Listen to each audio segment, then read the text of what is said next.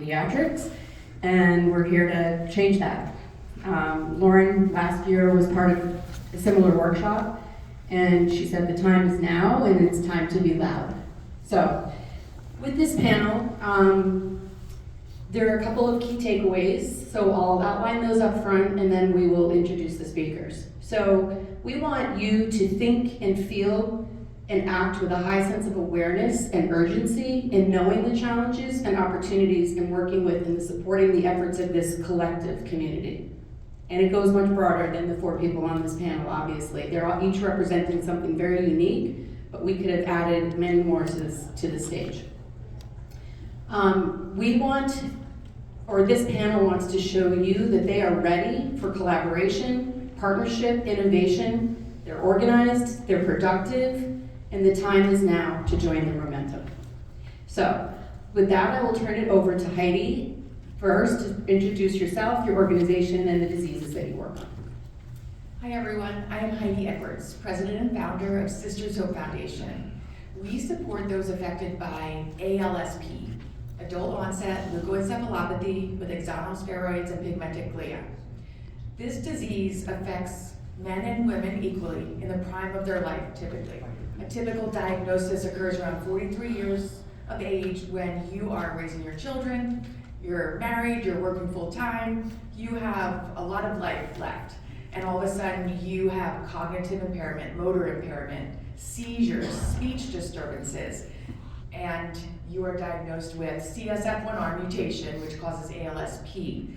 With that diagnosis, you're told it's a rapid progression, 5 to 7 years until time of death, typically, and once symptoms become obvious, extremely obvious, you could pass within 2 years. The end is very rapid. I started the foundation in memory of my 2 sisters who passed away in their mid-40s from this disease. My sisters hoped for a day without ALSP, and through Sisters Hope Foundation, we are providing support, awareness, and one day a cure for this disease. Thank you, Heidi. Lauren, I'll turn it to you. Hi, I'm Lauren Holder. I actually produce and host a podcast through a nonprofit organization called Help for HD International. We support the Huntington's disease community, which is very similar to ALS. It's a neurodegenerative disease. It is 100% genetic. And the really big difference is that we have a longer time with the disease. And so that is my focus. And I do a lot of other things as well in the Huntington's community. Thank you. We'll turn it over to Jean. I'm Jean Swidler, and I'm the Executive Director and Co-Founder of Genetic ALS and FTD and the Legacy. So ALS is amyotrophic lateral sclerosis, or also known as Lou Gehrig's disease, and FTD is frontotemporal dementia. And in a subset of both of those diseases, the cause is inherited and genetic. And so we work with those families. I myself am a carrier for the C9orf72 repeat expansion, which is the most common cause of both ALS and FTD. And we provide advocacy for our community support, education, and we focus on research and care for our community. Thank you, and we'll turn it over to Allison. Hi, I'm Allison Heck. I am the co-founder and chief financial officer of Cure VCP disease. VCP disease is also known as Vallicin-containing protein multisystem proteinopathy. If you've heard of that, I'll come give you a hug. But my husband is a patient. It's adult onset, similar to the other panelists. In the VCP community, someone can get one of a multitude of diseases. 90% of the patients present with inclusion body myopathy, which is a progressive muscle weakness. 50% present with Paget's disease of the bone, brittle bones. 30% present with frontotemporal dementia. 10% present with ALS, and 5% present with Parkinson's disease. So we started this organization 7 years ago because no one had heard of the disease. And so we have been working to unite and fund research, form collaborations, and support the patients. Thank you, Allison. So you can see what I mean by power panel. And we want to just dig in a little bit here. We've spent some time preparing for this panel, and we've got some questions that we'll address to a couple of folks at a time. One thing we did talk about as we said the time is now, and when we think about neurodegenerative disease and you think about a parallel, potentially something like cardiovascular disease, and the power of the community with brain disease, this is something that we feel very passionate that there are a lot of challenges here, but there are tremendous opportunities, and that's really what we want you to walk away with. So it's a little bit of an obvious question, but I think it's worth probing into a little bit, and this is for Lauren and Jean, and we'll start with Jean. Can you share your perspective about why this collective community works with such purpose and a relentless sense of urgency? So my mother saw her grandfather die of ALS in 1970 and her mother die of ALS in 1990, and she spent the next 25 years deadly scared of developing ALS and would talk about it to anyone and everyone in any occasion. And so she was well aware of her risk. She received no acceptance from the medical community that this risk was reasonable or anything to be concerned about. So even myself thought that this was very neurotic. She developed paralysis in her feet. She went to a neurologist finally, got referred by her doctor finally to a neurologist, and the neurologist in 2017 diagnosed her with peripheral neuropathy and explained over her objections that she knew it was ALS and did not order genetic testing and sent her on her way. So she did not get an ALS diagnosis until 10 months later when her feet were joined by her hand and her voice in starting to get paralyzed. The first drug that slows ALS was approved in 1995, and the field had been talking about earlier diagnosis for decades. Somehow our families got left out of that conversation, that there were these people who were clearly at risk and we were not getting diagnosed quickly. And since my mom, also my aunt and my uncle have been diagnosed after a long delay and died from ALS, and I know I'm at risk, and there's lots of families like this, and we need to do better for them.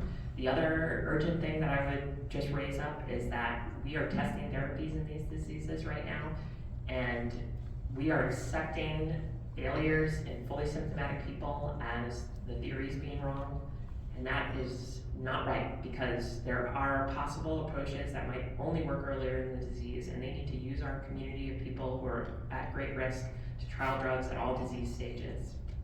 Thank you very much, Jean. And Lauren, your perspective on that? Yeah, I have to agree with Jean on this and what she just said. In our community, and I don't think I said this, but I am gene positive for Huntington's. I actually have been diagnosed with neurocognitive disorder related to HD because I have cognitive symptoms and behavioral symptoms. In HD, you cannot get a diagnosis without having movements. And that's how our research has been. They've said to us after getting tested, well, go live your life, wait until movements come along, because you can't participate in anything. And that was 20 years ago, actually, this year for me, when I tested. I was not happy with that. So I've always advocated to be in earlier. And research has shown that when you go into HD earlier, into the brain earlier, it is more beneficial. So actually all of our pharma companies are working on getting into HD earlier because they found that when you went later, it was not helping. The other issue that we deal with though are primary outcomes that do not meet what we need for those who are earlier. So a lot of our outcomes are geared towards movements. And for somebody like myself who doesn't have movements, and the cognitive and behavioral symptoms show up decades before, that's not helpful at all. I have this sense of urgency, as many do in my community, because I'm a mom. I have a 5-year-old and a 7-year-old, and I want to be here, and I want to have a quality of life. It's not just, I was a caregiver for my father until he passed away from HD, and I don't want my kids to go through what I had to go through. Thank you, Lauren. So obviously you can understand the sense of urgency, and when you talk about an autosomal dominant disease, it's even that much more urgent. So for Heidi and Allison, we're going to talk about, actually I'm going to quote Heidi and why I want to give an example as well of how prepared these communities are for engaging in drug development, involved in FDA listening sessions, patient-focused drug development as a whole. Last year, Heidi led a listening session and she stated, or someone in the session stated, every child of an affected parent has a 50-50 chance of inheriting the genetic mutation responsible for causing CSF1R ALSP, and only one copy of the mutation is needed for the disease to manifest. Families live through the nightmare time and time again, generation after generation. So from just taking that a step further, could you provide a little more insight about what you mean when you say that ALSP is a family disease? Yes, and I will give you an example of my family because it'll absolutely illustrate what it does to a family. I have lost 5 family members to ALSP. First generation, when we finally knew what was happening, was my mom and her 2 siblings. They died in their mid-50s. The CSF1R gene was discovered, so we started educating the entire family on this disease and the use of predictive genetic testing. Next generation, my sisters, mid-40s, they pass away. They have children. So those children know Nanny died from ALSP, now our mom died from the same thing. This is an autosomal dominant disease. We have a 50% chance of inheriting the disease. Knowledge is power. We educate, we show them that we are doing everything in our power to help save their generation. My family is now in the 3rd generation. My nephew at 19 was diagnosed positive. He is prodromal. He is now 22. This child didn't ask for this disease. He didn't ask for this life, but here he is, fighting for a cure so he can save his life, the 3rd generation. When we talk about this being a family disease, it affects you regardless of if you're positive or negative. I'm negative for the mutation. I'm the only surviving sister. I'm all my nieces and nephews have.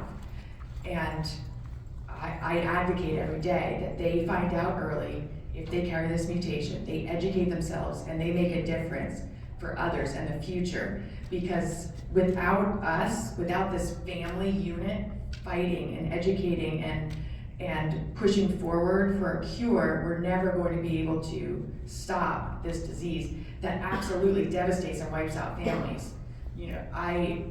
We know of 5 people diagnosed who passed in my family. I have a symptomatic cousin, I have a prodromal nephew, but I have a really large family. I have 58 cousins. They're all affected by this disease, but won't acknowledge it. They won't get testing. So people like to think that this does not affect the entire family, but it absolutely does.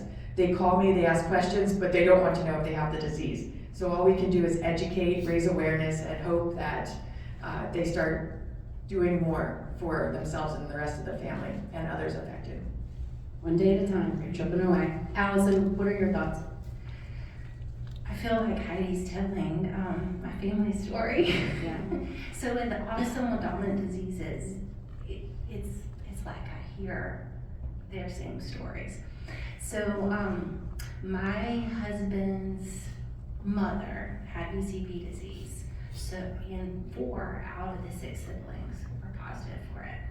They each presented with a different type of symptom. We knew that there was a curse, we like to call it a curse, in the family. We didn't quite know what it was. And so when my husband was in his late 30s, a year after his mom died, he decided to get tested. Our kids were in elementary and preschool. And they watched their dad go from the dad that puts him on their shoulder, wrestle on the floor with him, to now when he falls in the bathroom, they pick him up. They're teenagers now. So it's kind of, you speak about the families not wanting to acknowledge it. It's hard. There's trauma, there's grief. They've been told, they've seen, there's nothing that they can do, but there is something that they can do. It just doesn't look like it's not easy. So, these children were caregivers, and now they could potentially be patients. Thank you. So I can't remember exactly who it was, but somebody in the general session yesterday or this morning said strong communities create strong science. So for this question's for Jean and Allison, talking about your advocacy organizations, and you're at the core of preparing all stakeholders for research.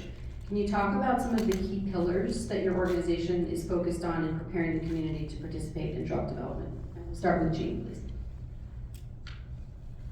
One thing that we've been super proud of is finally working with some academics and industry and other organizations to develop guidance for people at risk of genetic ALS and FTD, and to counteract the sense of nihilism that hasn't just been from our families, but it's been what was reflected back to them from the medical establishment over the decades, that there is no hope, don't think about this, there's no point in worrying about this because we have nothing for you. I think it may have come from places of helplessness from clinicians, that they had nothing for these desperate people and these desperate families. But it's not just from our families that there's these bad attitudes. It was a reflection of what they were getting back when they interacted with the medical community over the decades. So for the first time, we have guidance that says people should be monitored for the onset of disease and these variable onset diseases, age of onset diseases. And we need to make our families understand that they're welcome in medical care early, and that it's not malingering to bring concerns to clinicians. And so that's something that we're super proud of. Awesome. Okay, and Allison, your thoughts? Yeah, so patient advocacy organizations can definitely bring relationships, and they can bring infrastructure. So one of the things that I'm data oriented, I'm an engineer. And so in order to bring a clinical trial, there is no treatments for VCP disease. So we needed to be able to conduct a clinical trial. So we launched a 2-year funded, co-designed, found a partner. We launched a 2-year natural history study for our patients. And we also figured out how to do this remotely as well. So the other thing we noticed with our patients is going to the clinic to get clinical care was exhausting. Doctor to doctor, I don't know what I can do for you. So I convened 50 clinicians, global clinicians, experts, 10 domain teams. We publish guidelines, care guidelines, diagnostic guidelines. The other thing we've done, because we've been convening the research network. We have 30 institutes around the world that work with us. We also have created our own models. So we have iPSCs. We are collaborating with NCATs, have created a muscle organoid. So we're looking for drug screening. So it's relationships and infrastructure. It's amazing. So another question, this one will be for Heidi and Lauren. So including patients and families early and often in drug development is critical. And why is this so important for your communities? And can you share some specifics? Sure. I actually am very fortunate. 6 months into starting the foundation, I was contacted by Vigil Neuroscience, and they were 6 months into starting their company. And they wanted to talk to me about ALSP, how that affected my family. Could I share my story? And I was able to sit down and look at clinical trial designs and offer input on their first trial. I just thought that's how everyone did it, right? I'm very fortunate. I was then contacted by a second company, which I was able to help with as well. They started early in the process, which is the way it should be, because I know all of the patients. I know this disease. What you can learn from a publication is absolutely not what this disease is all about. If you are not in the trenches, if you haven't lived this disease, you have no idea what it's really like to have someone with behavioral psychiatric problems, cognitive impairment, movement issues, and then seizures, to name just a few. So put into place then travel for a natural history study, a clinical trial, you have a very small window and a very small population of people that can actually participate. So it's been really beneficial, I think, for both of us to work closely, be able to talk about travel, what they can handle. The fact that someone with early cognitive impairment and movement issues may not be able to travel, and they definitely can't do it without a care partner alongside them. So having two people go to the appointment is critical. Also, things like, there's only so many people in rare disease, right? And Vigil got to the game first.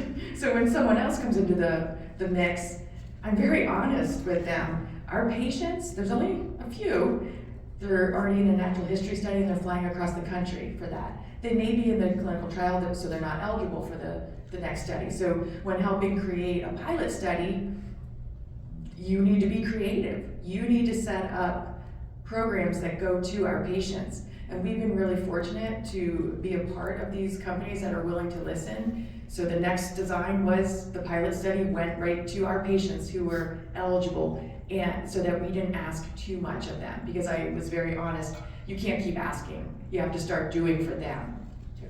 Great, thanks, Eddie. Lauren? So historically in our community, we as the patients really did not have a lot of input when it came to clinical trials.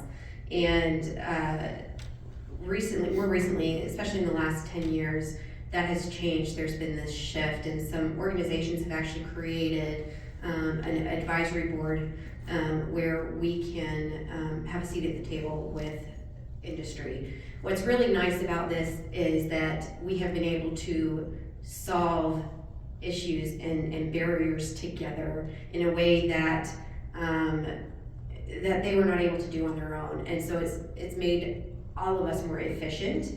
The collaboration has made us stronger as a community, but you can really see the partnerships that are built and the relationships that are built. This means, where the industry may not be thinking about things like how travel can affect somebody with HD who struggles with executive function and travel issues, booking travel, and fatigue and all of these things. Those issues can be solved when they know that, but they don't realize that. They don't realize about caregiver burnout or mental health issues or things like that necessarily with the disease until now. And we started having these conversations, and it was incredible to me to hear from these pharma companies saying, oh my gosh, you just really gave us some insight into something, and this is going to completely change how we approach this. And what I really love is when we have a second meeting and we hear how these things have been implemented.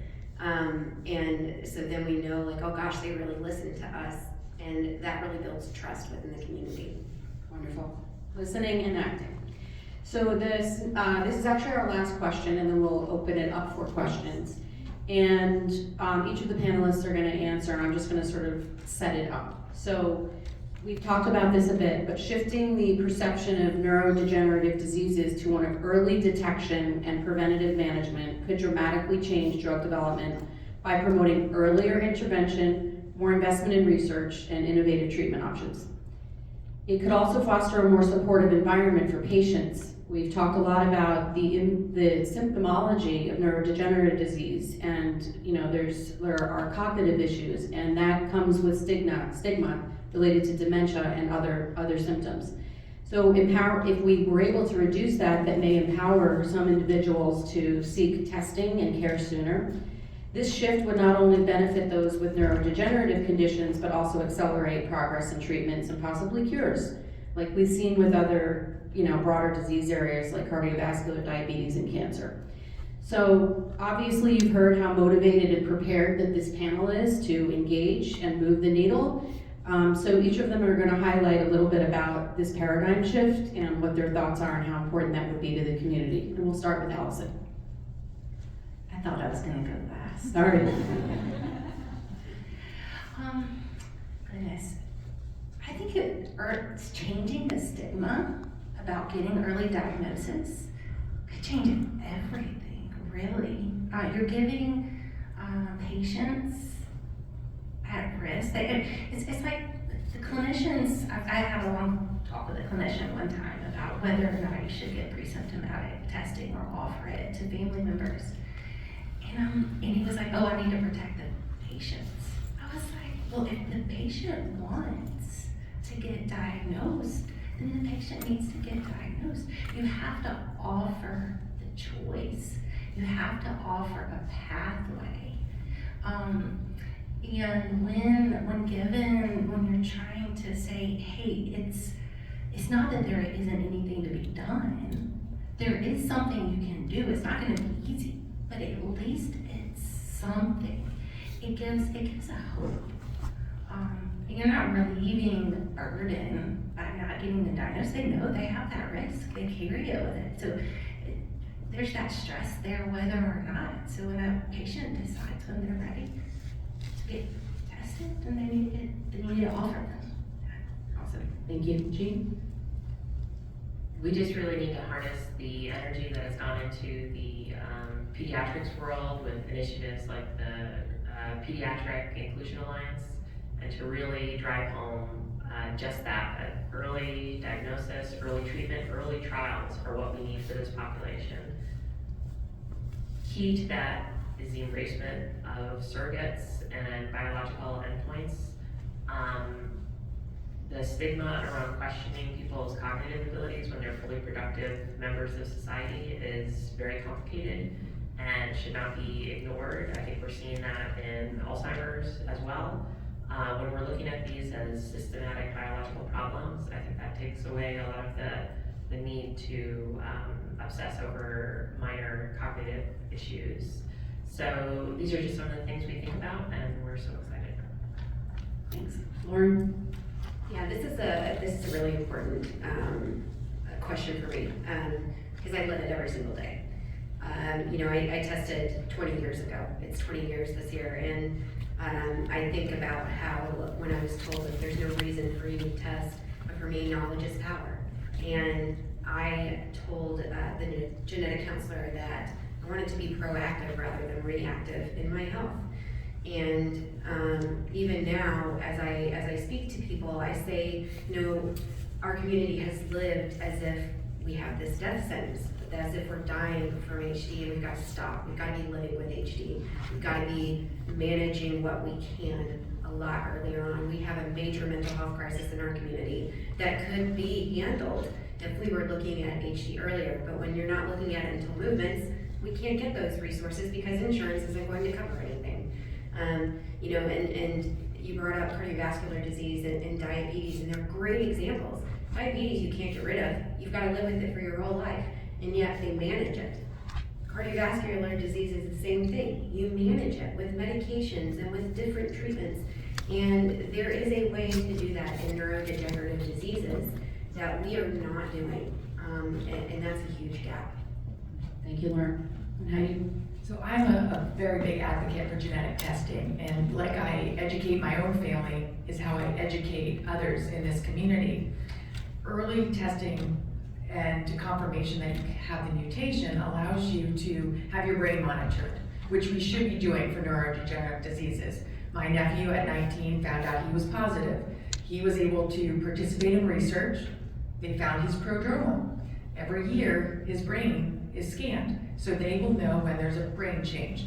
At that point, early, he'll be able to make a decision. He'll make an informed decision to save his own life that his mom didn't have the opportunity to do. So I am not naive to the fact that with that is a risk for stigma. We all, when someone has mild cognitive impairment, there are issues with employers and others that don't understand it. But I am a true believer that if you don't admit, if you don't acknowledge, if you don't talk about it, You can never break down barriers and stigmas if you can't step up and start using your voice. To that point, can I say one other thing to that?